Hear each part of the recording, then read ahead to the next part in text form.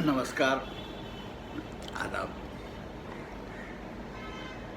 मेरी अपनी महफिल में आपका एक बार फिर इस्तकबाल है, स्वागत है।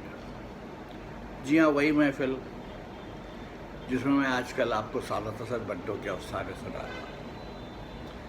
आज मैं आपको सुना रहा हूँ उनका अफसाना ऊपर, नीचे और दरमियान। इस अफसाने के साथ सादत हसन मंटो का एक नोट है जो मैं आपको पढ़कर सुना रहा हूँ। ये अफसाना मेरे नाशिर ने छापने से इनकार कर दिया। इस सिलसिले में हम बहुत ऊपर नीचे हुए। किस्सा ये था कि इस अफसाने पर मुझ पर कराची में मुकदमा चला था। सज़ा के तौर पर मुझे 25 रुपया जुर्माना अदा करना पड़ा था। मैं चाहता था कि अपने नाशिर से मज़ीद 25 रुपये ले लूँ ताकि मुझे किसी कदर तस्कीन हो, मगर वो न माने। आखिर मैंने इधर उधर से ऊपर नीचे दरमियान होकर कुछ रुपए पैदा किए और ये अफसाना छपवा लिया ताकि आप तक पहुंच जाए। आप इसको यकीनन शर्फ़ कबूलियत बख्शेंगे, इसलिए कि आप नाशिर नहीं, मेरे कारी हैं, राकिम सादत हसन बंटो। सुनते हैं अफसाना ऊपर नीचे दरमियान। ये एक मुकालमवी अफसाना है जो डायलॉग्स की सूरत में है। तो मैं पहले कैरेक्टर का नाम पढ़ूंगा, फिर उसके डायलॉग्स पढ़ूंगा। तो आइए सुनिए, ऊपर, नीचे और दरमियान। मियाँ साहब, बहुत देर के बाद आज मिल बैठने का इत्तेफाक हुआ। बेगम साहिबा, जी हाँ मियाँ साहब, मसरूफियत है, बहुत पीछे हटता हूँ, मगर नाअहल लोगों का ख्याल करके कौम की पेश की हुई जिम्मेदारियाँ संभालनी पड़ी जाती हैं। बेगम साहिबा, असल में आप ऐसे मामलों में बहुत नरम दिल वाक़े हुए हैं, बिल्कुल मेरी तरह। मियाँ साहब, हाँ, मुझे आपकी सोशल एक्टिविटी का इल्म होता रहता है। फुर्सत मिले तो कभी अपनी वो तकरीरें भिजवा दीजिएगा जो आप पिछले दिनों ने मुख्तलिफ मौक़ों पर की हैं। मैं फ़ुर्सत के औकात में उनका मुताला करना चाहता हूँ। बेगम साहिबा, बहुत बेहतर। मियाँ साहब, हाँ मुझे बेगम साहिबा, बहुत बेहतर। मियाँ साहब, हाँ बेगम, वो मैंने आपसे उस बात का जिक्र किया था। बेगम साहिबा, किस बात का? मियाँ साहब, मेरा ख्याल है जिक्र नहीं किया। कल इत्तेफाक से मैं मंझले साहबजादे के कमरे में जा निकला। वो लेडी चैटरलीज लवर पढ़ रहा था। बेगम साहिबा, अरे वो रुसवाए ज़माना किताब। मियाँ साहब, हाँ बेगम, आपने क्या किया? मियाँ साहब, मैंने उससे किताब छीन कर गायब कर दी। बेगम साहिबा, आपने बहुत अच्छा किया। अब मैं सोच रहा हूँ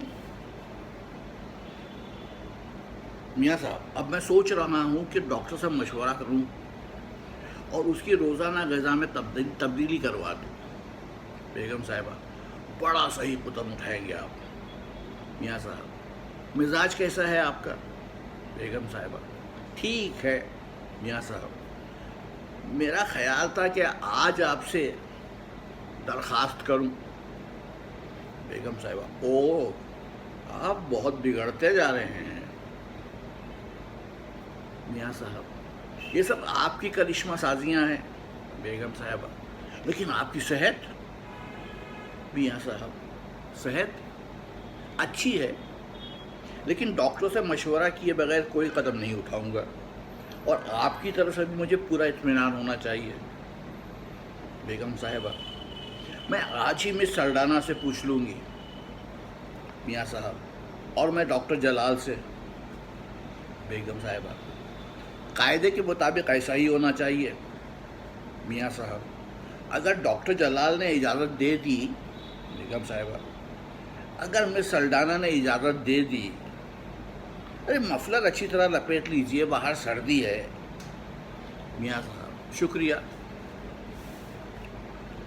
ڈاکٹر جلال، تم نے اجازت دے دی؟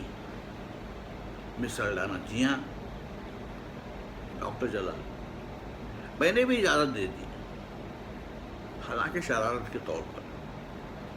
مس سلڈانہ حالانکہ شرارت کے طور پر میں بھی چاہتی تھی کہ اجازت نہ دوں ڈاکٹر جلال، لیکن مجھے ترس آ گیا۔ مس سلڈانہ مجھے بھی ڈاکٹر جلال، پورے 1 برس کے بعد وہ۔ مس سلڈانہ ہاں پورے 1 برس کے بعد ڈاکٹر جلال، میری انگلیوں کے نیچے اس کی نبض تیز ہو گئی جب میں نے اس کو اجازت دی۔ مس سلڈانہ اس کی بھی یہی کیفیت تھی ڈاکٹر جلال، اس نے مجھ سے ڈرتے ہوئے کہا، ڈاکٹر ایسا معلوم ہوتا ہے میرا دل کمزور ہو گیا ہے، آپ کارڈیوگرام لے لیجئے۔ مس سلڈانہ اس نے بھی مجھ سے یہی کہا ڈاکٹر جلال، میں نے اس کی ٹیکا لگا لیا۔ مس سلڈانہ میں نے بھی صرف سادہ پانی کا۔ ڈاکٹر جلال سادہ پانی بہترین چیز ہے۔ مس سلڈانہ جلال اگر تم اس بیگم کے شوہر ہوتے۔ ڈاکٹر جلال اگر تم اس میاں کی بیوی ہوتی۔ مس سلڈانہ میرا کیریکٹر خراب ہو گیا ہوتا۔ ڈاکٹر جلال میرا جنازہ اٹھ گیا ہوتا۔ مس سلڈانہ یہ بھی تمہارے کیریکٹر کی خرابی کہلاتی۔ ڈاکٹر جلال ہم جب بھی سوسائٹی کے ان الوؤں کو دیکھتے ہیں ہمارا کیریکٹر خراب ہو جاتا ہے۔ مس سلڈانہ آج بھی ہوگا۔ ڈاکٹر جلال بہت زیادہ۔ مس سلڈانہ مگر مصیبت یہ ہے کہ ان کا لمبے لمبے وقفوں کے بعد ہوتا ہے۔ اب بیگم صاحبہ یہ لیڈی چیٹرلیز لوریا آپ نے تکیے کے نیچے کیوں رکھی ہوئی ہے؟ میاں صاحب میں دیکھنا چاہتا تھا کہ یہ کتاب کتنی بیہودہ اور واہیات ہے۔ بیگم صاحبہ میں بھی آپ کے ساتھ دیکھوں گی۔ میاں صاحب میں جستا جستا دیکھوں گا، پڑھتا جاؤں گا، آپ بھی سنتی جائیے۔ بیگم صاحبہ بہت اچھا رہے گا۔ میاں صاحب میں نے مجلس صاحبزادے کی روزانہ غذا میں ڈاکٹر کے مشورے سے تبدیلیاں کرا دی ہیں۔ بیگم صاحبہ مجھے یقین تھا کہ آپ نے اس معاملے میں غفلت نہیں برتی ہوگی۔ میاں صاحب میں نے اپنی زندگی میں کبھی آج کا کام کل پر نہیں چھوڑا۔ بیگم صاحبہ میں جانتی ہوں، اور خاص کر آج کا کام تو آپ کبھی۔ میاں صاحب آپ کا مزاج کتنا شگفتہ ہے۔ بیگم صاحبہ یہ سب آپ کی کرشمہ سازیاں ہیں۔ میاں صاحب میں بہت محظوظ ہوا ہوں، اگر آپ کی اجازت ہو تو۔ بیگم صاحبہ ٹھہریے، کیا آپ نے دانت صاف کیے؟ میاں صاحب جی ہاں میں دانت صاف کر کے اور ڈیٹول کے غرارے کر کے آیا تھا۔ بیگم صاحبہ میں بھی۔ میاں صاحب اصل میں ہم دونوں ایک دوسرے کے لیے بنائے گئے تھے۔ بیگم صاحبہ اس میں کیا شک ہے؟ میاں صاحب میں جستا جستا یہ بیہودہ کتاب پڑھنا شروع کر دوں۔ بیگم صاحب ٹھہریے، ذرا میری نبض دیکھیے۔ میاں صاحب کچھ تیز چل رہی ہے، میری دیکھیے۔ بیگم صاحبہ آپ کی بھی تیز چل رہی ہے. میاں صاحب وجہ؟ بیگم صاحبہ دل کی کمزوری. میاں صاحب یہی وجہ ہو سکتی ہے، لیکن ڈاکٹر جلال نے کہا تھا کوئی خاص بات نہیں. بیگم صاحبہ مس سلڈانہ نے بھی یہی کہا تھا. میاں صاحب اچھی طرح امتحان کر کے اس نے اجازت دی تھی. بیگم صاحبہ بہت اچھی طرح امتحان کر کے اس نے مجھے بھی اجازت دی تھی. میاں صاحب تو میرا خیال ہے کوئی حرج نہیں. بیگم صاحبہ آپ بہتر سمجھتے ہیں، ایسا نہ ہو آپ کی صحت. میاں صاحب اور آپ کی صحت بھی. بیگم صاحبہ اچھی طرح سوچ سمجھ کر ہی قدم اٹھانا چاہیے. میاں صاحب مس سلڈانہ نے اس کا تو بندوبست کر دیا ہے نا. بیگم صاحبہ کس کا؟ ہاں اس کا تو بندوبست کر دیا ہے اس نے. میاں صاحب یعنی اس طرح سے پورا اطمینان ہے. بیگم صاحبہ جی ہاں. میاں صاحب ذرا آپ نبض دیکھیے. بیگم صاحبہ اب تو ٹھیک چل رہی ہے میری. میاں صاحب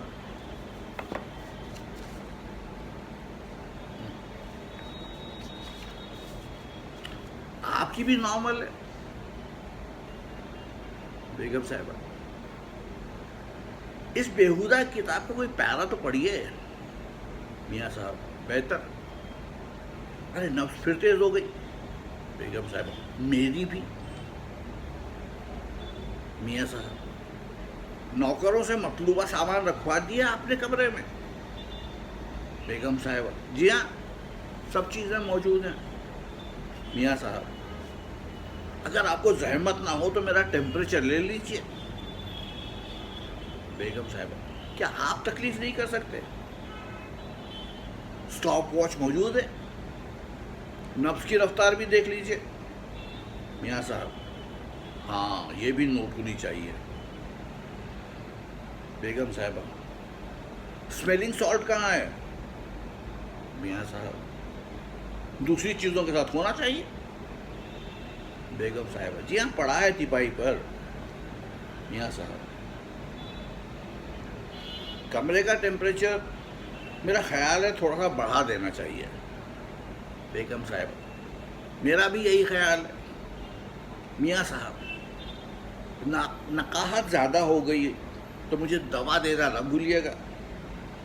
بیگم صاحبہ میں کوشش کروں گی اگر. میاں صاحب ہاں بصورت دیگر آپ تکلیف نہ اٹھائیے گا. بیگم صاحبہ اب یہ پورا صفحہ پڑھیے. میاں صاحب سنیے. بیگم صاحبہ یہ آپ کو چھینک کیوں آئی؟ میاں صاحب معلوم نہیں. بیگم صاحبہ حیرت ہے؟ میاں صاحب مجھے خود حیرت ہے. بیگم صاحبہ میں نے کمرے کا ٹیمپریچر بڑھانے کے بجائے گھٹا دیا تھا. معافی چاہتی ہوں. میاں صاحب یہ اچھا ہوا کہ چھینک آ گئی، اب بر وقت پتہ چل گیا. بیگم صاحبہ مجھے بہت افسوس ہے. میاں صاحب کوئی بات نہیں، 12 قطرے برانڈی اس کی تلافی کر دیں گے. بیگم صاحبہ ٹھہریے مجھے ڈالنے دیں، آپ سے گرنے میں غلطی ہو جایا کرتی ہے. میاں صاحب یہ تو درست ہے، آپ ڈال دیجیے. بیگم صاحبہ آہستہ آہستہ پیجیے. میاں صاحب اس سے زیادہ آہستہ اور کیا ہوگا؟ بیگم صاحبہ طبیعت بحال ہوئی؟ میاں صاحب ہو رہی ہے. بیگم صاحبہ اب تھوڑی دیر آرام کر لیں. میاں صاحب ہاں میں خود اس کی ضرورت محسوس کر رہا ہوں. نوکر کیا بات ہے آج بیگم نظر نہیں آئی؟ نوکرانی طبیعت ناساز ہے ان کی. نوکر میاں صاحب کی بھی طبیعت ناساز ہے. نوکرانی ہمیں معلوم ہی تھا. نوکر لیکن کچھ سمجھ میں نہیں آتا. نوکرانی کیا؟ نوکر یہ قدرت کا تماشا. ہمیں تو آج بستر مرگ پر ہونا چاہیے تھا. نوکرانی کیسی باتیں منہ سے نکالتے ہو؟ بستر مرگ پر ہوں وہ نوکر. نہ چھیڑو ان کے بستر مرگ کا ذکر. بڑا شاندار ہوگا. خام کا میرا جی چاہے گا کہ اٹھا کر اپنی کوٹری میں لے جاؤں. نوکرانی کہاں چلے؟ نوکر بڑھئی ڈھونڈنے جا رہا ہوں. چارپائی اب بالکل جواب دے چکی ہے. نوکرانی ہاں اس سے کہنا مضبوط لکڑی لگائے. تو یہ تھا افسانہ اوپر نیچے درمیان. اس میں کس فحاشی کس obscenity کے لیے سعادت حسن منٹو کو 25 روپے جرمانہ دینا پڑا، یہ بات بار بار اس افسانے کو پڑھنے کے باوجود میری سمجھ میں نہیں آئی. افسانہ اشاروں میں ہے. کہیں کوئی ایک ایسا لفظ نہیں ہے جسے فحاشی جھلکتی ہو یا obscenity جھلکتی ہو. خیر اس وقت کا نظام الگ تھا، اس وقت کا پیمانہ الگ رہا ہوگا. آج تو بڑا ہارملیس سا لگتا ہے یہ افسانہ مجھے، اوپر نیچے اور درمیان. چلیے کل پھر آؤں گا، تب تک کے لیے اجازت دیجیے. آداب، نمسکار.